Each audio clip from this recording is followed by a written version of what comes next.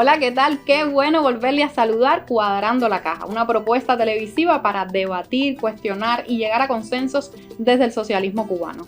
Soy Marx Lenin Pérez y le doy la bienvenida a este cuadre diferente, porque hoy volvemos a la carga con el mercado cambiario en Cuba, la segunda parte. Si a usted le cuadra el tema, acompáñanos.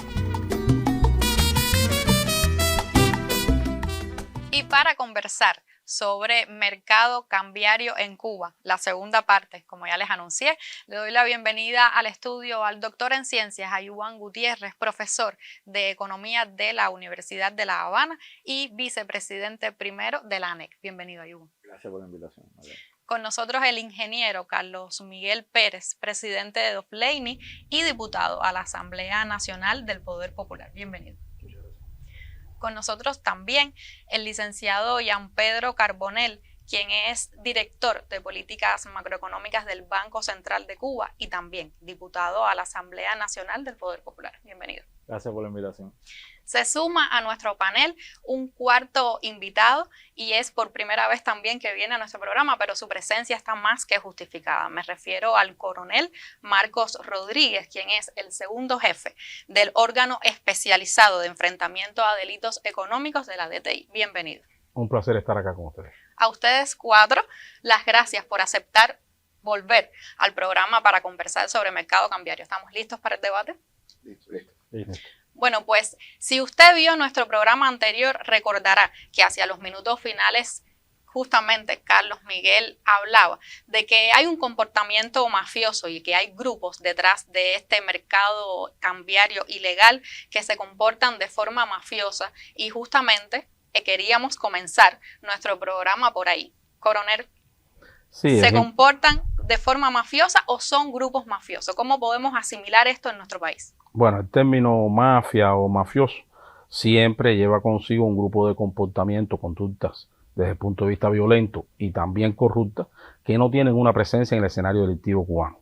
Dígase, operaciones de extorsión, guerras fratricidas entre grupos rivales, operaciones de penetración y comprometimiento de sistemas gubernamentales, de investigación, del poder judicial, asesinatos. O sea, estos elementos no están presentes en Cuba, por tanto nosotros sí consideramos que el crimen organizado no tiene una expresión en el registro delictivo cubano, o sea, en el escenario delictivo de nuestro país. No obstante, sí apreciamos que los entramados delictivos que hoy estamos investigando y que participan en estas actividades, a los cuales hacía referencia Carlos Miguel en el programa anterior, sí tienen conductas muy graves y es un negocio extremadamente lucrativo que lo ejecutan estos entramados que tienen niveles de organización, niveles de articulación entre los actores en Cuba y en el exterior que participan en estas operaciones, tienen muy bien definidos los roles en el desarrollo de estas operaciones de intermediación financiera que son ilegales y que tienen un impacto en los flujos regulares de la divisa hacia el territorio nacional. Estas estructuras delictivas nosotros hemos apreciado como parte del desarrollo de un centenar de investigaciones que hoy se encuentran en curso, que tienen niveles de funcionabilidad importantes, escalabilidad en las operaciones que ejecutan y una elevada disponibilidad financiera. ¿Qué significa esto?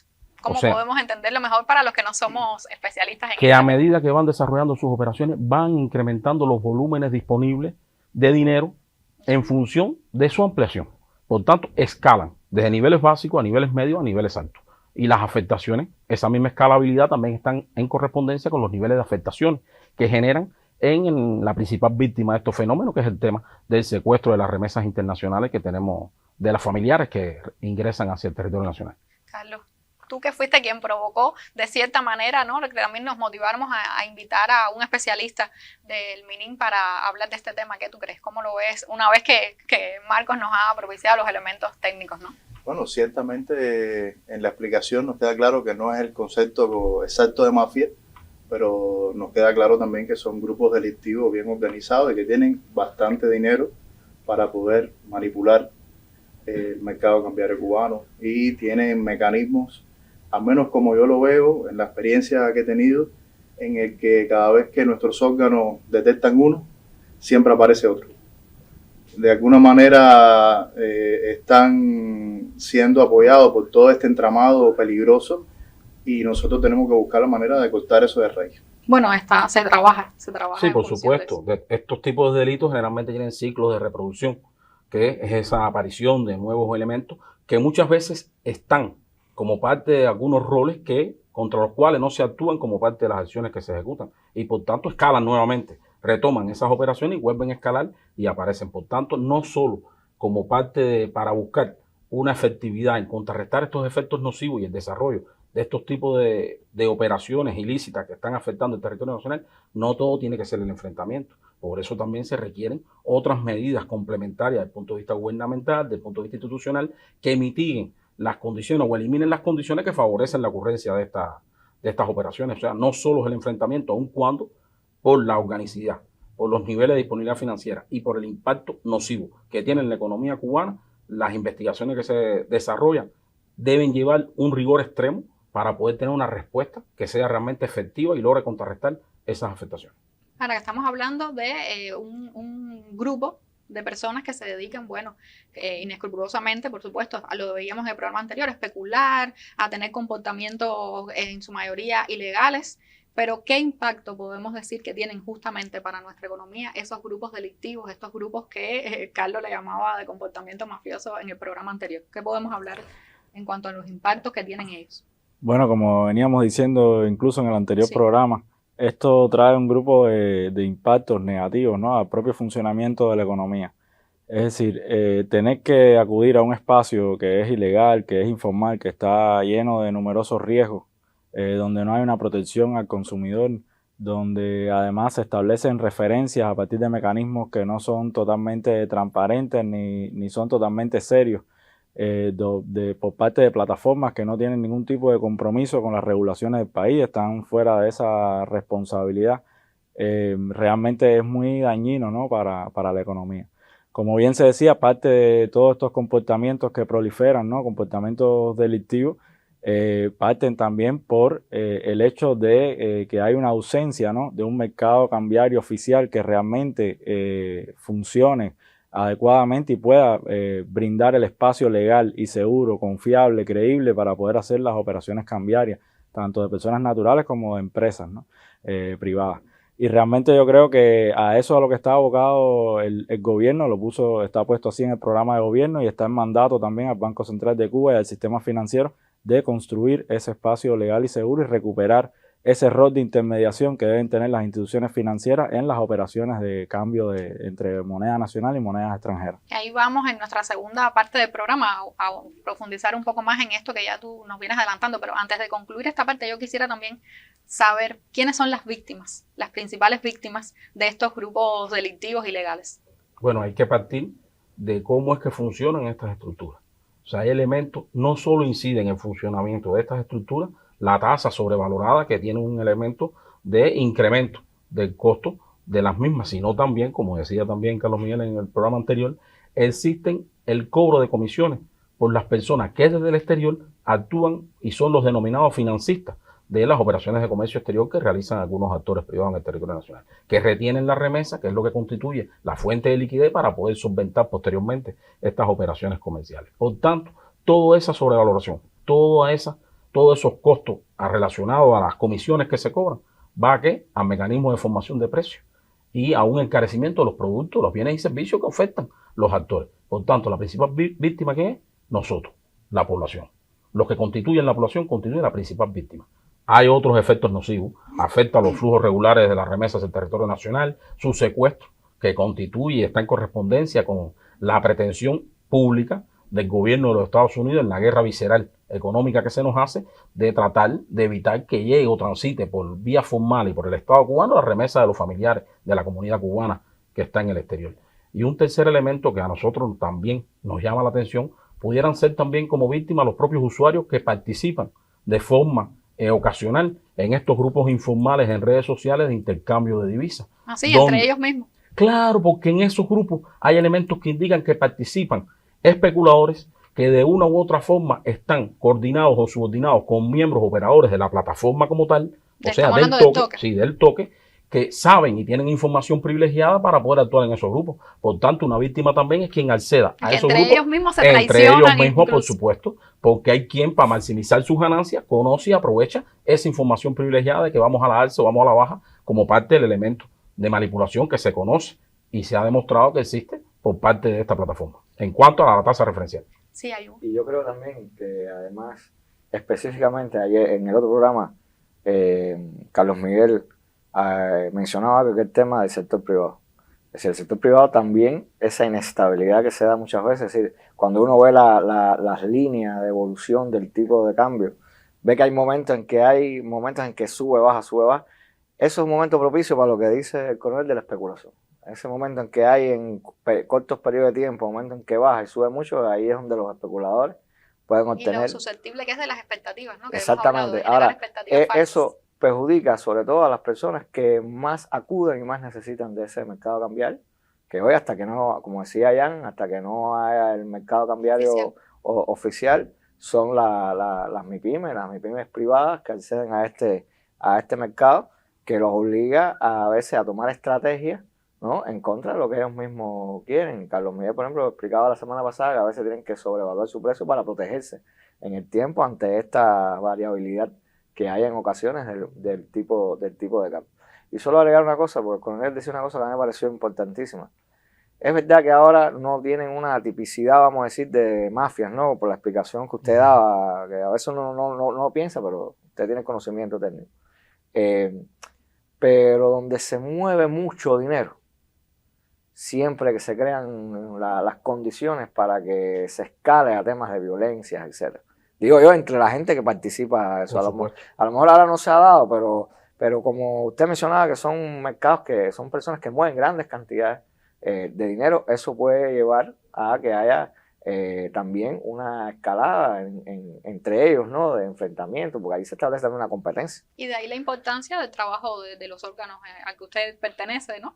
Sí. De intervenir a tiempo, de detener, de contrarrestar. Y de aplicar el mayor rigor posible en estas investigaciones para poder entrarle al eje, o sea, a la línea flotante, a la línea de flotación del desarrollo de estas estructuras delictivas, que es la esencia para poder contrarrestar estos efectos. Claro. Y esta escalabilidad, que es la que puede generar, sin duda, signos de violencia como parte de la competencia, como parte de deudas. No poco de estas operaciones se están montando sobre el adelanto ocasional de fondos para el desarrollo de operaciones de comercio exterior, y eso indiscutiblemente puede traer estafa, generación de mecanismos de robarle el dinero a las personas, y la gente puede sentirse en el derecho, más allá de la ley, de reclamar de diferentes formas la devolución de esos fondos. Carlos, una última idea para cerrar este momento.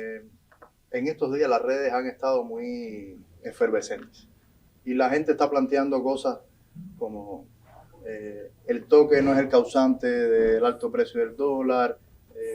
Es cierto, yo creo que hay que decir que el toque no es el que establece los problemas que tenemos hoy en nuestra economía, pero sí los aprovecha. ¿Pero tú crees que no sea parte de los causantes? Los aprovecha. Yo creo que lo aprovecha y lo está aprovechando bien. Y lo aprovecha porque le hemos dado la oportunidad. Nosotros, como idea final de este bloque, me gustaría decir que es nuestra responsabilidad tener un mercado cambiario, porque la única manera donde de verdad vamos a combatir efectivamente el delito, las ilegalidades y todo este tipo de comportamiento delictivo es teniendo nosotros la rienda del asunto. Pero eso sí lo hemos dicho, incluso lo dijimos nosotros aquí en otros espacios de la televisión y de nuestros medios de comunicación. Yo creo que sí se ha insistido en hablar, por lo menos metodológicamente, de estas dos partes que tiene el problema, ¿no? Por un lado está cómo se aprovecha esta plataforma enemiga de utilizar un espacio que de cierta manera no se ha sabido llenar como debe ser, y todo lo que tiene que ver con nuestra responsabilidad. En ningún momento yo creo que nosotros, ni en Cuadrando la Caja, ni en otros espacios, hemos tratado de justificar una cosa con la otra. Aquí hacemos una pausa, porque esto fue para calentar motores, y seguimos Cuadrando la Caja. Y basta que nosotros hagamos una pausa en este programa para que empiece el contrapunteo. Por eso yo los invito a ustedes que tengamos en cámara ese debate, porque me parece que es saludable, y para eso estamos aquí Cuadrando la Caja. Cuando Carlos terminaba en el blog anterior, decía algo, porque tiene esa habilidad de incendiar las conversaciones que ayudan, y que, bueno, Jan Pedro, Marcos, aquí enseguida empezamos a comentar. Yo creo que tú querías referirte a eso. Sí, porque es importante recalcar que el toque es un enemigo de la Revolución Cubana, y que lo que lo hace para subvertir a la Revolución Cubana y dirigido a dar más dificultades al pueblo. Que ya nosotros lo sabíamos y ellos además lo confirmaron. Por lo tanto, el manejo que hacen del tipo de cambio es parte de esa estrategia de subversión, y es un manejo que da pie para muchas cosas. Es decir, es verdad que tienen una incidencia sobre los precios a través de, por supuesto, de los precios de los productos importados, pero también se hace difícil manejar desde las autoridades económicas del país, manejar la política económica con la interferencia de esa distorsión dentro de la economía y también genera la posibilidad de que se estén cometiendo actividades delictivas desde el punto de vista financiero para enriquecer a gente asociado a este medio como el toque.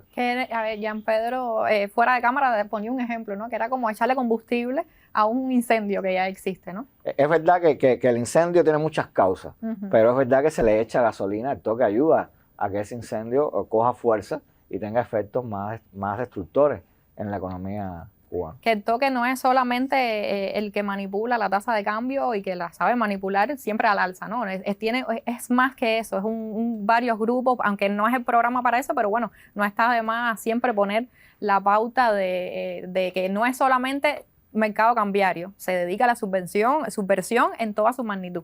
Pero Marco, ¿qué usted cree de esto que se ha venido conversando?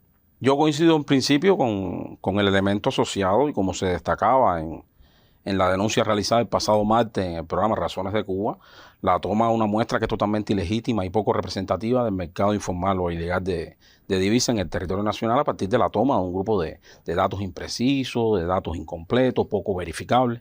Pero sí, es cierto que tiene un efecto psicológico importante en el público que consume esta información que publican sistemáticamente, pero además tiene un impacto determinante, este valor referencial, en el mercado ilegal de divisas, generalmente manipulado y siempre en el transcurso de los últimos 2 años al alza.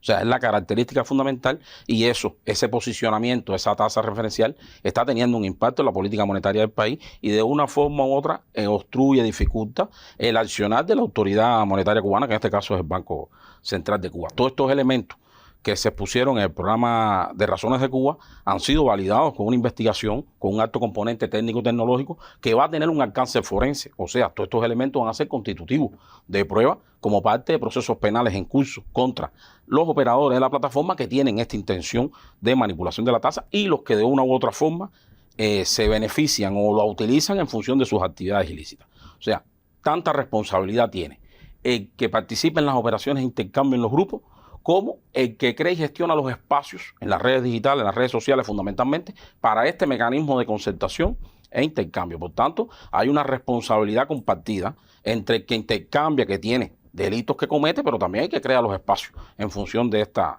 concertación. Hay varias manifestaciones delictivas. No, ya antes que pasemos a los delitos, creo que hay un dato ahí que también se manejaba cuando hicimos la pausa y es cuándo sale el toque. En su fecha de salir a la palestra pública de la lucha contra Cuba coincidió con la implementación de la tarea de ordenamiento.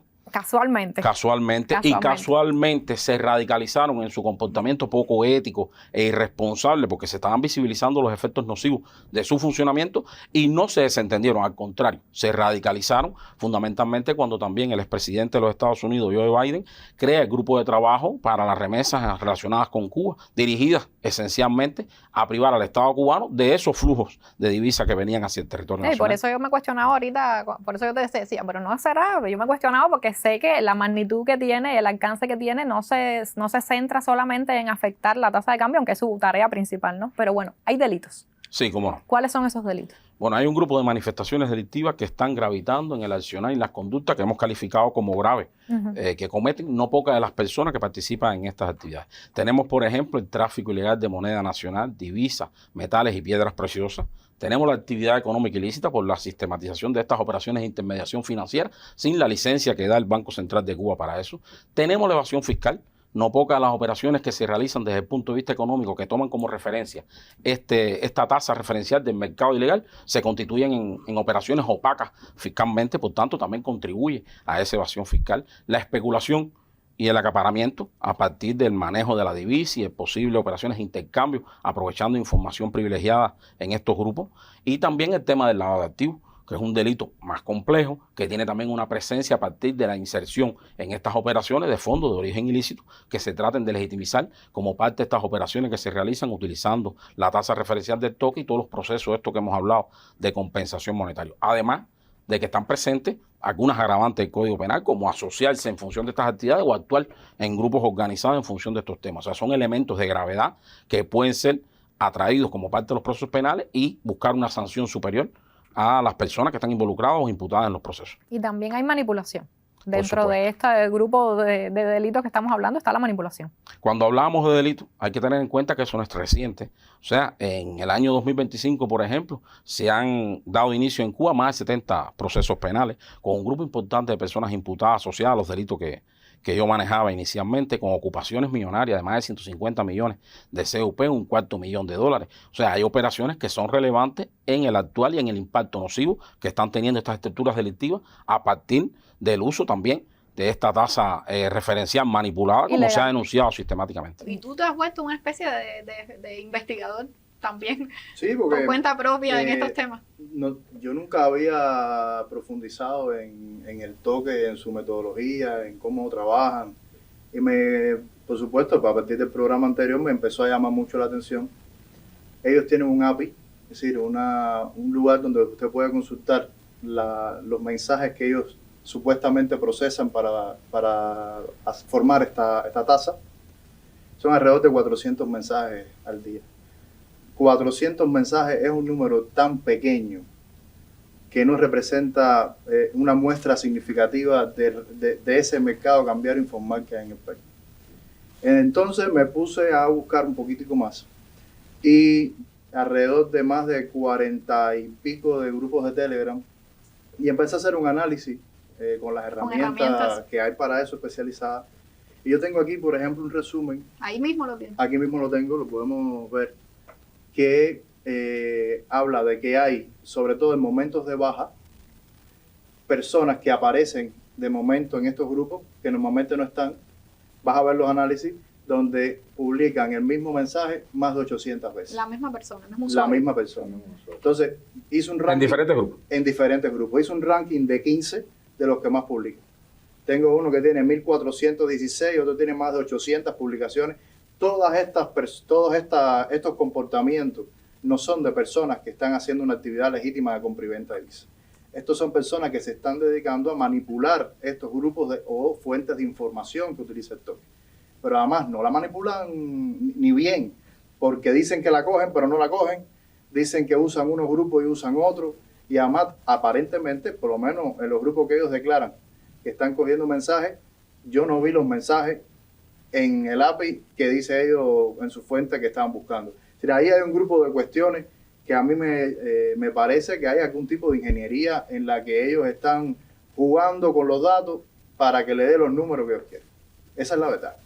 Y la manipulación está ahí, las evidencias están ahí, las podemos mostrar y además cualquiera que sepa un poquitico de estos temas la puede verificar posiblemente.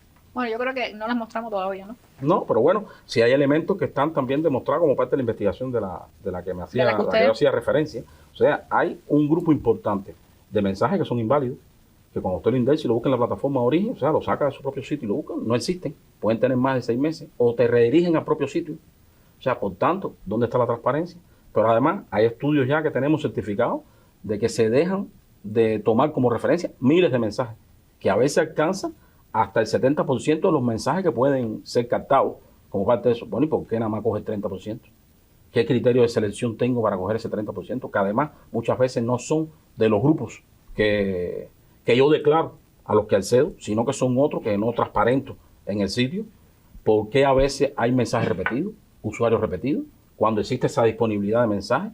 En un experimento que se hizo hay cerca del 4.6 o 5% de los mensajes que tomaron en 10 días. Representan el 4.6, el 5% del total de mensajes que podían haber captado de las plataformas o los grupos a los que ellos accedieron. ¿Por qué tan limitado el número? ¿Por qué tan pequeña la referencia para formar la tasa? ¿Eso es realmente representativo sí, es serio, del mercado ilegal? Que después rija en todo el mercado. Realmente la gente, el público, los miembros de esos grupos también deben conocer esos elementos. Y es parte de lo que pretendemos hacer, más allá de que constituyen elementos de pruebas y certificables como parte de los procesos investigativos que se están desarrollando, inclusive ya como procesos penales en el territorio nacional, contra estas plataformas, estos grupos, estos operadores, en función de neutralizar sus actividades que tienen un fin ilícito, Más allá de las intenciones que sabemos en el caso particular del toque, que puede tener desde el punto de vista enemigo, desde el punto de vista subversivo, que en sus propias palabras los han manejado algunos de sus propios directivos, tienen un enfoque también de un comportamiento delictivo grave. Claro. Y en ese sentido se están creando las condiciones y documentando los elementos de prueba para también actuar. Y sí, eso es muy importante. Y de ahí también lo conecto entonces con lo que Jean Pedro siempre ha insistido, es la oportunidad de salir con ese mercado oficial, legal, estatal, riguroso, que depende de nosotros mismos, de nuestros esfuerzos, para contrarrestar justamente todas estas actividades ilegales. Pero tú también me has comentado a mí este tema de la mediana, ¿no? Y que ellos han tratado de buscar sus propios espacios para legitimarse como que son serios, rigurosos, científicos, pero yo sé que tú también tienes elementos en ese sentido porque me has comentado. Sí, estábamos comentando antes de iniciar el programa que ellos tratan de legitimar su plataforma, su metodología. Y hay un artículo, ¿no? A partir de un artículo que publicaron en una revista del año 2024, que hace un análisis de los datos de 2021, 2022 y explica más o menos cómo es que ellos desarrollan eso. Y luego el mismo toque se hace un autobombo en su propia plataforma, haciendo un artículo que refleja que ese artículo que ellos mismos habían hecho valida que ellos son, que lo que están haciendo está correcto, está bien. Y de alguna manera que la revista lo certifica. Hay que decir abiertamente que eso es un error. Las revistas no certificaron su metodología. Una revista en revisión por pares, como lo tienen todas las revistas científicas prestigiosas del mundo, validan que el contenido que está escrito ahí sea correcto o científicamente reproducible, etc. Pero ninguno de ellos entró al código de fuente que está usando el toque, ninguno de ellos sabe cuáles son los grupos de Telegram que está usando, que no está usando, ni si manipula o no manipula. Sí, estos elementos que ya se dieron. Ni si está o no en contacto o no con la realidad cubana, porque hace rato que esa gente no están aquí ni saben cómo funciona nuestro país. Y todo eso son elementos que obviamente ellos han querido disfrazar para decir que ese artículo los valida. Ese artículo no valida absolutamente nada. Es un artículo donde ellos se analizan a sí mismos. Bueno, que nos den a nosotros los datos para ver si es verdad, que sean de verdad abiertos y públicos y digan por qué, lo que aquí el coronel ha dicho, por qué no están analizando todos los datos, por qué y cómo lo hacen de verdad, para que vean si de verdad son tan transparentes como dicen ser. Ahora, en contraposición a todo esto que hemos venido explicando en nuestros programas, el anterior y en este, Jean Pedro, ¿cómo vamos a organizar nuestro mercado cambiario? Bueno, has hecho una buena pregunta. La pregunta que si me la respondes ya resolvemos nuestros problemas. Realmente es parte del trabajo incansable que se está llevando a cabo desde hace ya un buen tiempo, porque además previsto en el propio programa de gobierno, de construir ese mercado, de construir ese espacio legal que haga que las personas tengan y los negocios puedan acudir a un espacio seguro, a un espacio transparente, con una certidumbre de una tasa, a ejecutar sus operaciones, las que necesiten, ¿no?, de compra y venta de divisas. Ahora bien, efectivamente, llegar a una tasa de cambio que verdaderamente refleje las condiciones de nuestra economía no es un ejercicio de poner una mediana o de computar un grupo de intenciones de compra y de venta en redes que incluso las personas no muestran su verdadera identidad. Realmente es un ejercicio que lleva adentro producción, exportaciones, disciplina fiscal. Es decir, nosotros tenemos que ir creando las condiciones para poder llegar a esa tasa que queremos. Es verdad que las condiciones hoy de punto de partida no son buenas. Es decir, tenemos bajos niveles de producción, exportaciones decreciendo, tenemos muchas restricciones externas a la hora de acceder a créditos y a financiamiento. Tenemos también elevados déficits fiscales, por eso hablaba de la disciplina fiscal, de decir, hoy el déficit fiscal que tenemos no, por lo menos a ninguno de los diputados nos gusta, sabemos la importancia que tiene, pero sabemos que tenemos que seguir en esos esfuerzos dentro del programa de estabilización macroeconómica para ir reduciendo ese déficit fiscal y de verdad tener un control de la creación del dinero en la economía, porque al final un mercado cambiario importa la oferta de divisas, pero también importa la moneda nacional que puede demandar esas divisas, y si sigue en aumento, por tanto también irá en aumento la tasa de cambio. Entonces las condiciones de partida no son buenas, pero tenemos que tener la voluntad de iniciar ese camino y la valentía y llegar por aproximaciones sucesivas a esa tasa de cambio real que verdaderamente responde a las condiciones de la economía. y bueno, ir haciendo un manejo, ¿no? de otra manera de la propia política cambiaria. Ayuban, ¿qué tú crees? ¿Cómo vamos a organizar nuestro mercado cambiario? Bueno, a ver. ¿Cómo deberíamos? Exactamente, porque uno lo que hace es propuestas, análisis, ¿no? Como ANEC participamos en algún momento, porque nuestros analistas, sobre todo, aparte, un documento que se emanó del Congreso de nuestro, donde se hicieron un grupo de recomendaciones, había una parte para el tema cambiario, y nosotros hemos hecho algunas propuestas que van en la línea de lo que empezamos a decir la semana pasada, el programa pasado. El programa anterior. Primero, yo creo que algo importante es que esto tiene que ser un proceso que va a ser, porque no puede ser de otra manera, gradual. Es decir, lo que todos queremos, que es tener una moneda, es decir, un poder adquisitivo de nuestra moneda y de nuestros ingresos sobre todo, mejor. Eso es algo que se va a ir alcanzando porque depende también de elementos de la producción, de los ingresos en divisas, la exportación, etc. Pero nosotros tenemos, por lo tanto tiene que ser gradual y hay que ir logrando objetivos parciales. Pero el primer objetivo es empezar a construir el mercado cambiario. Eso es algo que es importante porque mucha gente nos dice, no, pero yo lo que quiero es que mañana esté bajo el tipo de cambio y que además esté fijo. Porque es verdad que un tipo de cambio le da estabilidad a una economía. Pero bueno, no vamos a regresar a lo que explicamos la semana pasada, el programa pasado, pero es importante aclarar que eso no se puede hacer de golpe, ese proceso. Yo creo que es importante también cómo ir conectando el sector productivo a las empresas, en este caso las empresas estatales, porque ya las empresas privadas, las cooperativas y otros actores están dentro de ese mercado cambiario informal o ilegal, y ahora hay que ver cómo se conectan esas empresas estatales a ese mercado, que ese es otro proceso también complicado. Yo te propongo que hagamos una pequeña pausa para escuchar al gurú, porque yo sí sé que tú has insistido mucho en la importancia de unir al mercado cambiario con la productividad, con la producción. Entonces vamos a hacer una pausa aquí, vamos a ver qué tiene que decir en décimas nuestra gurú para terminar de redondear estas ideas tan importantes sobre el mercado cambiario oficial en Cuba. Que ese mercado cambiario, tan turbio como ilegal, deba llegar al final es algo muy necesario. Se necesita que a diario haya un claro referente de los precios y la gente no sufra con la inflación, que con la especulación hoy se instala en el ambiente.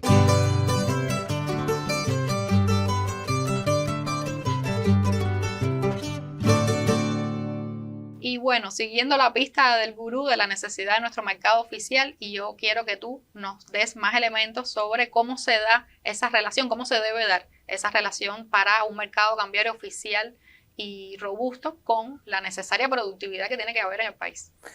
No, eso decía que lo importante de ese proceso es un proceso que va a ser gradual. Sí. Ahora, sí hay cosas que se pueden hacer desde ahora. Y pero yo creo cuando hablamos de gradual, ¿qué significa? Porque muchas veces se queda como... No, gradual significa que tú primero que no vas a poder salir el primer día con un tipo de cambio muy bajo, es decir, un tipo de cambio bajo y un compromiso de mantenerlo fijo. Como lo tuvimos. Como lo tuvimos en algún momento. Con el CUC. Con el CUC. Eso en las condiciones de Cuba hoy es imposible. Necesitaría grandes volúmenes de reservas, etcétera, como dijimos nosotros, que hoy desgraciadamente no tenemos.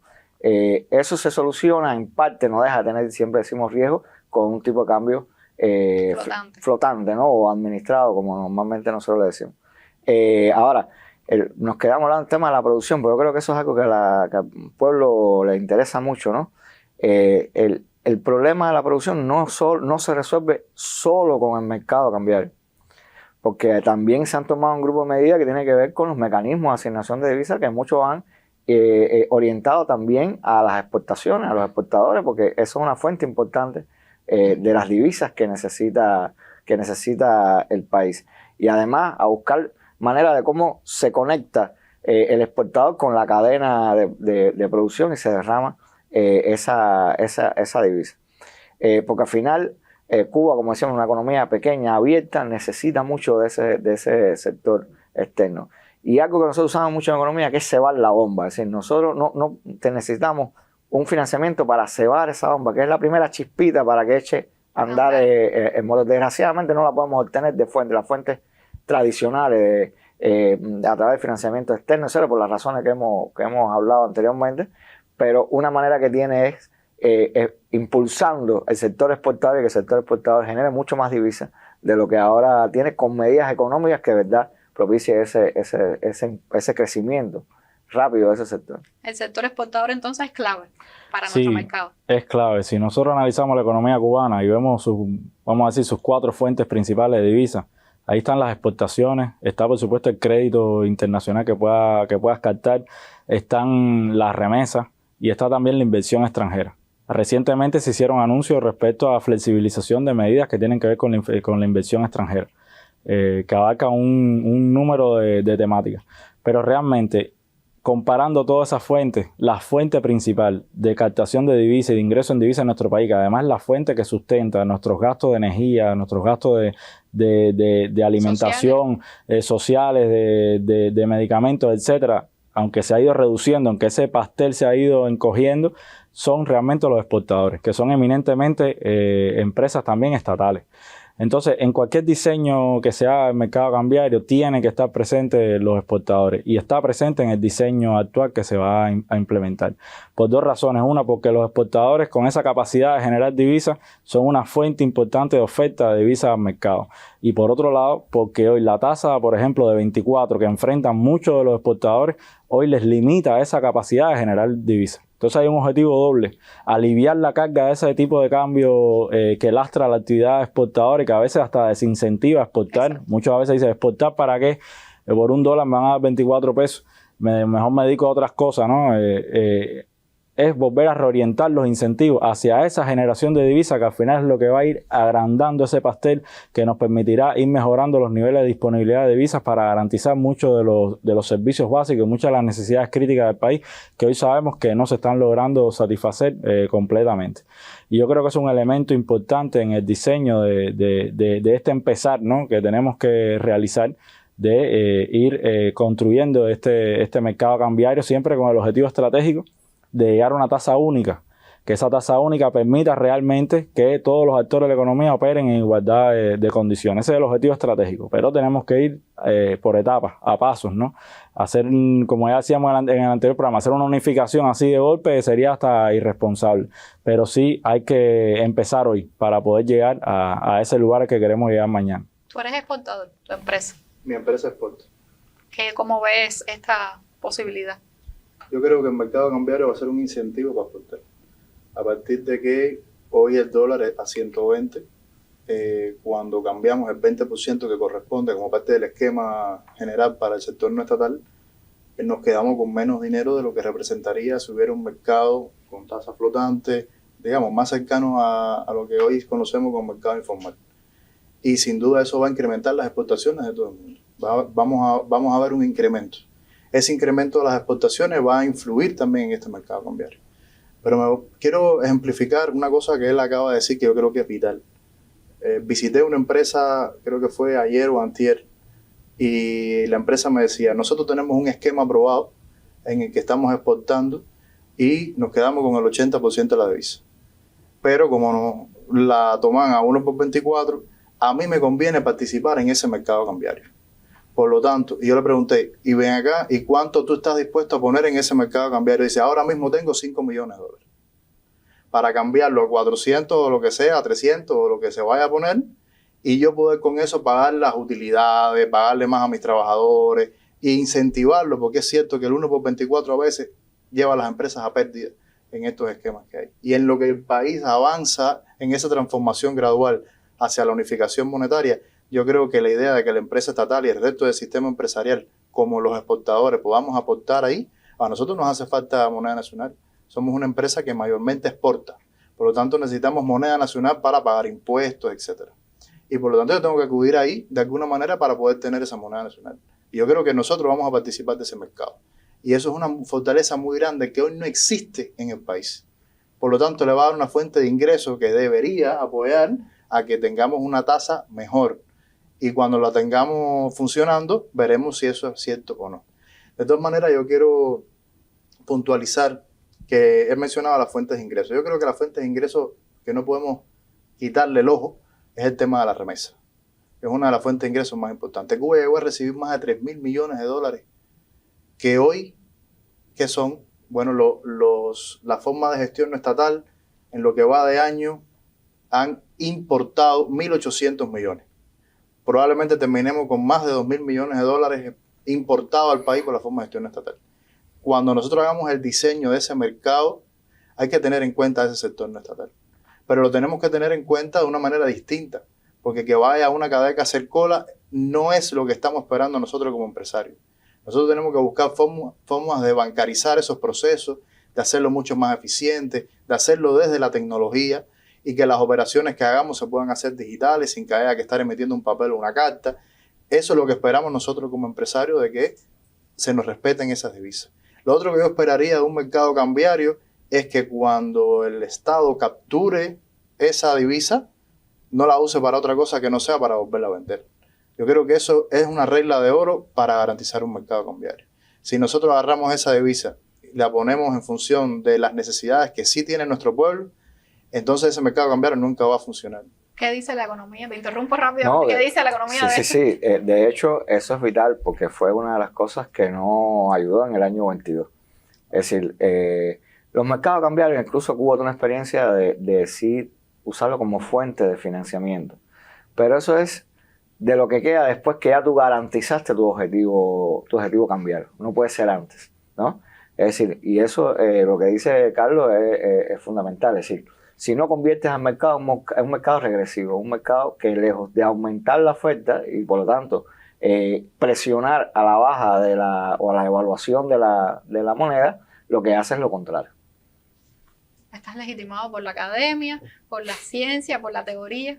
Y hasta por lo que dijo el banco. Y hasta por lo que dice el banco.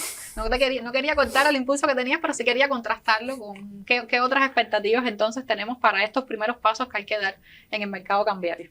Antes de ya cerrar, que nos va quedando muy poco tiempo. Una última idea y le doy la palabra a Marco. No, yo creo también que hablamos del tema de la producción, pero Jan mencionó otras fuentes, pero es importante también decir que esas fuentes inevitablemente están conectadas con el comercio exterior.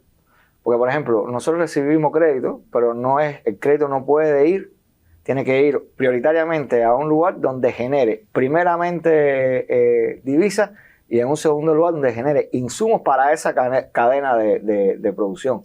Porque eso es lo que realmente le va a dar fortaleza y energía a la economía cubana. Si me disculpa. Sí, que has estado muy tranquilo en este programa. Este es un tema complicado, ¿no? Porque el mercado es oferta y demanda y vamos a competir todos por el poquito que tenemos ahí, ¿no? Es posible que mucha gente se quede fuera en esta primera etapa. Y yo pensando, hay industrias, emprendimientos, empresas estatales que tienen capacidad multiplicadora, que cuando esa divisa le llega la multiplica por 2 de forma muy rápida. Y hoy estamos viendo desde la producción de alimentos para las exportaciones de diferentes tipos de cosas, que tenemos oportunidades que con muy poco financiamiento podemos lograr un despegue importante en las exportaciones y en la producción. Y sin embargo no tienen una forma lícita de obtener esa divisa. Si nosotros tuviéramos que priorizar, yo propondría priorizar a los que tienen esa capacidad de multiplicar esos dólares para volverlos a ingresar en el mismo sistema y que todo el mundo se beneficie. Eso en otros programas de Cuadrando la Caja, Agustín Laje la ha llamado, eso es lo estratégico. Lo estratégico es lo que tiene esa capacidad de multiplicar aquello que nos necesitamos en estos momentos multiplicar. Y ahora hacia los minutos finales, Marco, yo quisiera que usted desde su institución, desde la arista nuestra, exacto, pudiera darnos una idea de cuando ya salgamos con ese mercado oficial de nuevo, ¿no? Reimpulsarlo, retomarlo.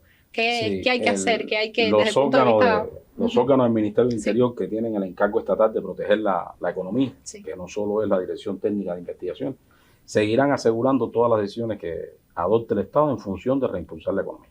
O sea, eso es una prioridad. Y en el caso particular del mercado cambiario, nos corresponde no solo observar su funcionamiento oficial, sino dar continuidad al trabajo que se viene realizando sobre todo este mercado ilegal y sobre todo el funcionamiento de estas estructuras delictivas que están cometiendo delitos graves y que están afectando los flujos que hoy pudieran emplearse en este mercado. O sea, eso es un elemento que va a continuar, que es una prioridad y constituye una dirección de trabajo de los órganos encargados del Ministerio del Interior. Porque estas conductas que constituyen hoy delitos graves en Cuba, no solo lo es en Cuba, es importante aclarar eso, también pueden constituir inclusive delitos federales hasta en los propios Estados Unidos u otros países circundantes donde están radicados algunos de los que hoy participan en estos entramados delictivos. Por tanto, también un objetivo del Ministerio del Interior, y en lo cual ya se viene trabajando, es el desarrollo de investigaciones transfronterizas. Claro, ahí es de los mares. Claro, documentar todos los elementos de prueba como parte de las capacidades investigativas que tiene el Ministerio del Interior en el territorio nacional, y mediante la cooperación internacional, dígase en el orden operativo cooperacional, pero también en la cooperación penal internacional, el traslado de estos elementos a las contrapartes extranjeras para proceder y actuar contra estas personas, porque tenemos que también elevar el alcance contra las manifestaciones que hoy nos afectan, y empleando también todos los mecanismos de cooperación, incluidos los de la Policía Internacional, o como mayormente lo conoce el pueblo cubano, que es la Interpol. Y bueno, con eso que Marcos nos acaba de decir, yo me quedo todavía más tranquila con los programas que hemos hecho aquí, Cuadrando la Caja, más otros espacios de la televisión y de nuestros medios de comunicación. Se sabe lo que tenemos que hacer, ahora solo nos resta hacerlo definitivamente y hacerlo bien. Yo le doy las gracias a ustedes por haber participado otra vez en nuestro programa, y a Marcos por venir. Ya eres familia, parte de Cuadrando la Caja, y a usted recuerde que no basta con interpretar, describir, comentar, sino que juntos debemos participar para transformar nuestra realidad. Yo cuento con usted para hacerlo desde el socialismo cubano. Nos vemos pronto. Cubanos y el Timbiriche, levanta tu economía. No te olvides que un buen día naciste sin Timbiriche.